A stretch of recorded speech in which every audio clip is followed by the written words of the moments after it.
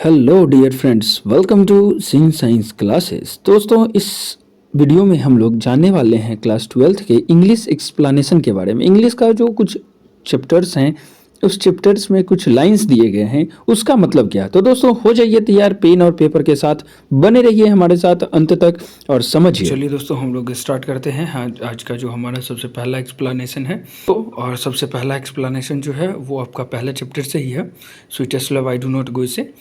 तो चलिए शुरू करते हैं। वो लाइंस क्या है जिसका एक्सप्लेन करना है, जिस चीज़ को हम लोगों को, उसमें सबसे पहला लाइन क्या है। तो he hath no desire nor sense nor half so short away than fear not me. ये जो आपका पहला चैप्टर है, sweetest love I do not go, उसके बारे में दिया गया है और उसी को एक्सप्लेन करना है। तो सबसे पहले हम लोगों को लिखना क्या है, तो सबसे पहले ये लाइन कहाँ से लिया गया है उसके बारे में लिखना है और उसके बाद हम लोगों को ये लिखना है कि इसका राइटर का नाम क्या है। फिर उसके बाद आप एक्सप्लेन कीजिए, वो आपको ज़्यादा अच्छा रहेगा और वो सटीक जानकारी आप उसको दीजिएगा।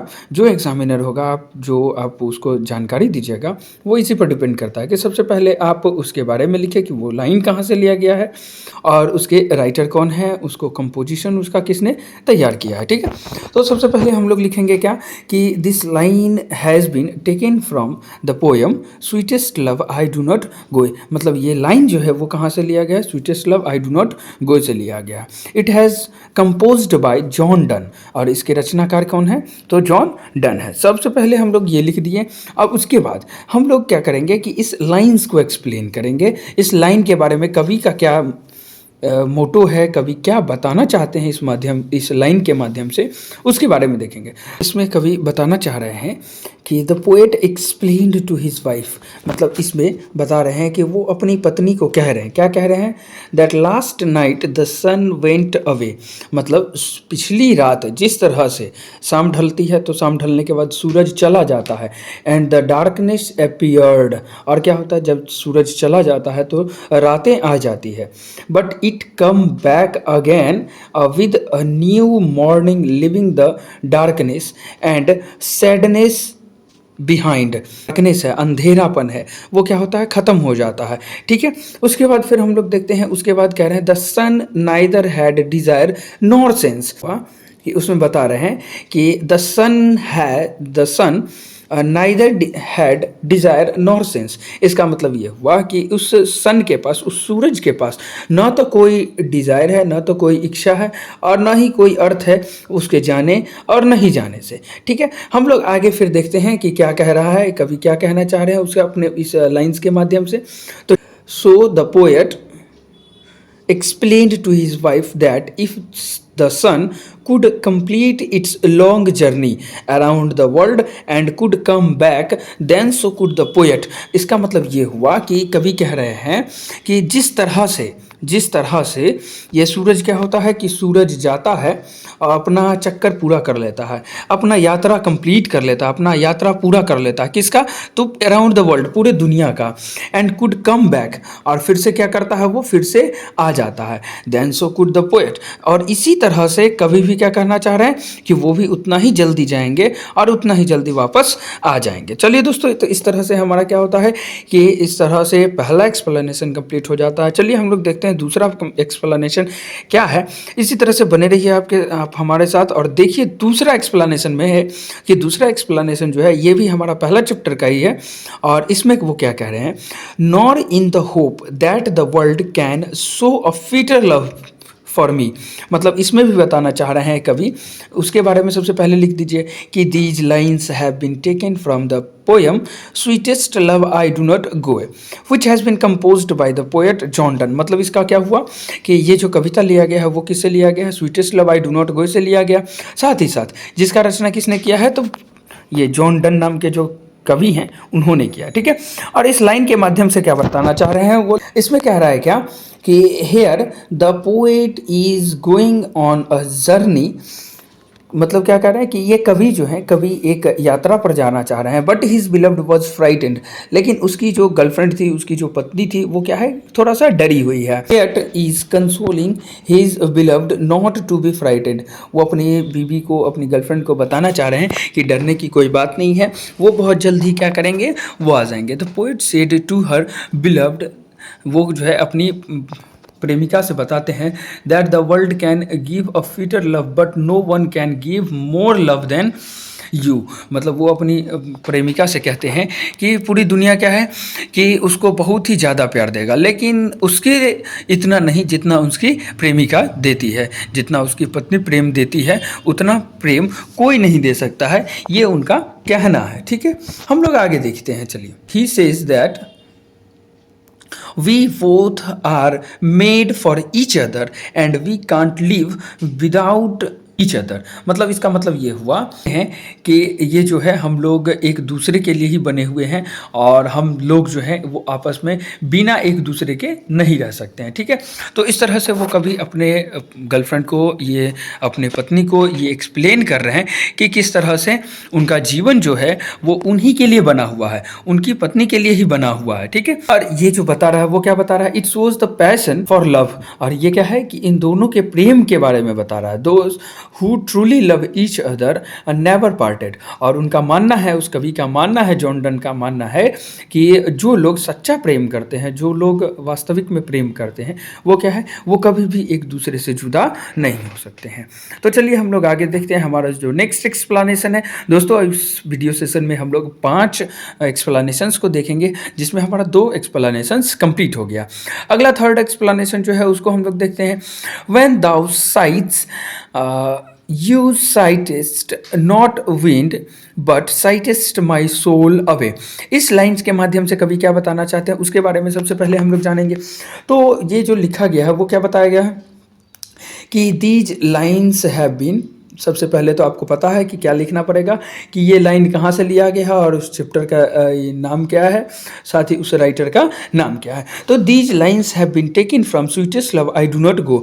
और ये जो लाइन लिया गया है वो कहाँ से लिया गया, sweetest love I do not go से लिया गया। Has been composed by John Donne. ये लिखने का तरीका है, जो लिखने के तरीके के आधार पर भी आपको नंबर मिलता है और उसको कई तरह से हम लोग इस लाइन्स को एक्सप्लेन करते हैं। इसलिए हम लोगों ने पिछले कुछ 2 सेशंस जो देखा, 2 एक्सप्लेनेशन जो देखा, उसका तरीका अलग था। फिर इसका तरीका क्या है कि इसमें these lines have been taken from sweetest love I do not go. हमने लिखा है कि ये लाइन्स जो है वो कहाँ से लिया गया, sweetest love I do not go से लिया गया। Has been composed by John Donne, जिसके रचनाकार कौन है, तो जॉन डन है। ठीक है, आगे हम लोग देखते हैं कि in this lines the poet says to his beloved that her sigh shows he lack of trust on him, life blood when she cries. देखिए कहता है क्या कि वो बता रहे हैं कि उनका जो आहें भरे आह जो भर रही हैं, जब वो जाते हैं, कभी जब यात्रा पर निकलते हैं, तो क्या होता है कि उनकी जो बिलव्ड है, उनकी जो प्रेमिका है, वो क्या करते हैं, वो आहें भरती हैं।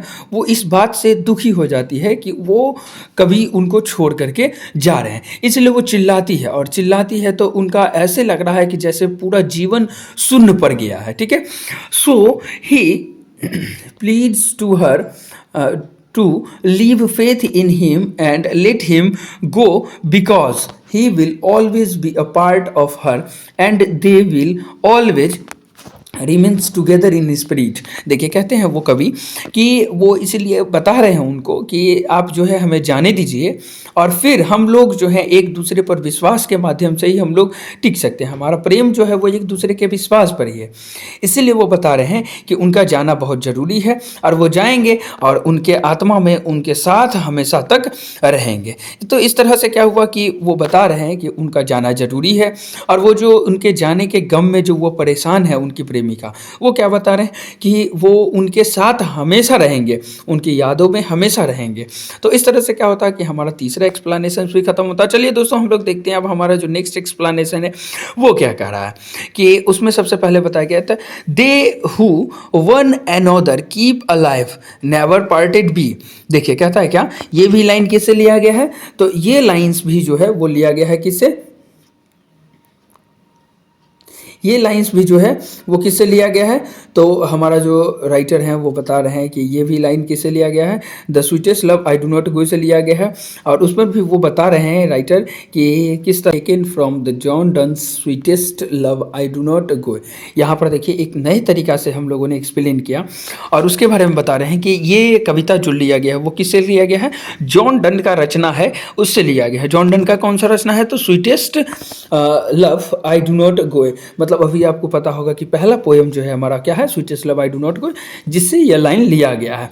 तो they who one another keep alive never parted be, इसका मतलब क्या है उसको बताना है कि वो अपने प्रेमिका को क्या बताना चाह रहे हैं।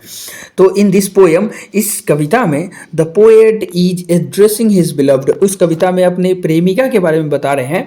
क्या बता रहे हैं, the poet console his beloved, वो अपने प्रेमिका के बारे में, उनका जो अंतरात्मा है, उनका जो प्रेम है उसके बारे में बता रहे हैं। The poet advises his beloved to stop overthinking as it leads to depression. देखिए कहता है क्या, वो कभी बता रहे हैं कि किस तरह से वो परेशान है जब उसके वो जो है कभी जब उसको छोड़ करके एक यात्रा पर निकल रहे हैं तो वो परेशान है, उनकी प्रेमिका जो है वो परेशान है। और वो बताते हैं कि ये परेशानी है, ओवर थिंकिंग है, जो क्या करेगा, डिप्रेशन को जन्म देगा। किसको जन्म देगा, डिप्रेशन को। She should understand that their love is everlasting and they will never be separated. और वो बता रहे हैं कि उनका प्रेम जो है वो अनंत तक चलेगा और वो इसीलिए कभी भी नेवर बी सेपरेटेड, वो कभी भी एक दूसरे के साथ अलग नहीं रह सकते हैं। और वो बता रहे हैं कि जो हम लोग एक साथ हैं, तो जब हम लोग एक साथ हैं, हम दोनों एक दूसरे के साथ प्रेम करते हैं, तो जो प्रेमी युगल होते हैं, वास्तविकता में जो प्रेम करते हैं, वो कभी भी पार्टेड नहीं होते हैं, सेपरेटेड नहीं होते, कभी भी एक दूसरे से जुदा नहीं होते। तो चलिए हम लोग इस तरह से देख लिए, हम लोग आगे चलते हैं। हमारा नेक्स्ट एक्सप्लेनेशन जो है, आज का आखिरी एक्सप्लेनेशन दोस्तों, इस तरह से मैं बता रहा हूं, तो आप क्या कीजिए, इन सभी एक्सप्लेनेशंस को लिखते चलिएगा ताकि वो आपके लिए फायदे की बात हो, ठीक है। और उस एक्सप्लेनेशन को जब आप लिख लेते हैं तो वो आपके लिए अच्छा होगा, ठीक है। हम लोग देखिए नेक्स्ट एक्सप्लेनेशन देखते हैं कि Oh, how feeble is man's power that if good fortune fall, cannot add another hour. देखिए इस लाइन में कवि क्या कहना चाह रहे हैं उसके बारे में हम लोग देखते हैं। तो सबसे पहले हम लोग देखिए क्या करेंगे कि इस कविता के माध्यम से आपको पता होगा कि ये जो कविता है वो क्या है, कि these lines have been taken from sweetest love I do not go which has been composed by the poet John Donne. इस कविता में क्या बता रहे हैं कि ये कविता जो है वो कहाँ से लिया गया है, sweetest love I do not go से लिया गया है, जिसके रचनाकार कौन है, तो उसके रचनाकार जॉन डन है, ठीक है। आगे हम लोग देखते हैं कि इस कविता के इस लाइन्स के माध्यम से वो कवि क्या बताना चाह रहे हैं। तो in these lines the poet turns, क्या है, इन दीज लाइन्स, इस कविता इस लाइन्स में क्या कर रहे हैं, the poet turns to the feebleness of man's power. वो बता रहे हैं इस लाइन के माध्यम से कि किस तरह से एक आदमी का जो कमजोरी है, वो एक आदमी का कमजोरी क्या है, उनकी शक्ति को कम करने का जो, उनका शक्ति को जो कम करता है वो क्या करता है। तो there is no way for humankind to control how time passed. वो बता रहे हैं कि एक मानव जीवन जो होता है उसमें समय जो पास हो रहा है, समय जो निकल रहा है, उसको कैसे कंट्रोल किया जा सकता है, उससे कैसे बचा सकता है। He depicts his through an image of the fading of good fortune and one's inability to add another hour. किसी के पास भी, किसी भी व्यक्ति के पास इतना क्षमता नहीं होता, इतनी योग्यताएं नहीं होता है, जिसका भाग्य अच्छा हो उसके पास भी इतनी क्षमताएं नहीं होता कि वो अपने जीवन काल में वो कुछ एक्स्ट्रा घंटा जोड़ सके, कुछ एक्स्ट्रा समय जोड़ सके। अब मानिए सभी के पास कितना होता है, 24 घंटे का समय होता है, तो इस कवि के पास भी कितने समय है, 24 घंटा ही है। कोई ऐसा व्यक्ति नहीं है कि जिसके पास 25 घंटा हो, ठीक है। तो वही बता रहे हैं कि किसी भी आदमी का जो कमजोरी होता है, वो कमजोरी क्या है कि उसके पास केवल 24 घंटे होते हैं और उसी 24 घंटे में ही वो अपना भाग्य को क्या कर सकता है, या तो बदल सकता है या फिर अपने भाग्य को खत्म कर सकता है, समाप्त कर सकता है। किसी के पास भी इतना एबिलिटी नहीं है, किसी के पास भी इतनी योग्यता नहीं है कि वो अपना पूरे का पूरे 25 घंटा कर ले, अपना समय बढ़ा ले, जिसके माध्यम से क्या हो कि वो अपने भाग्य को बदल सके। तो दोस्तों इस तरह से क्या होता है कि हमारा 5 का 5 एक्सप्लेनेशंस कंप्लीट हो जाता है और उम्मीद है कि आप लोगों को समझ आया होगा।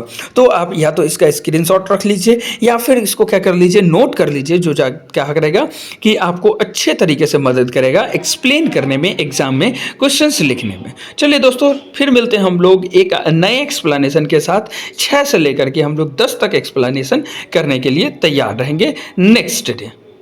तो दोस्तों आप सभी लोगों का बहुत बहुत धन्यवाद अभी तक हमारे साथ बने रहने के लिए। दोस्तों अगर आपको हमारा ये एक्सप्लेनेशन वीडियो अच्छा लगा होगा तो चैनल को सब्सक्राइब कर दीजिए और हमारे साथ नेक्स्ट सेशन को जुड़ने के लिए तैयार रहिए, जिसमें हम लोग देखेंगे अगला एक्सप्लेनेशन।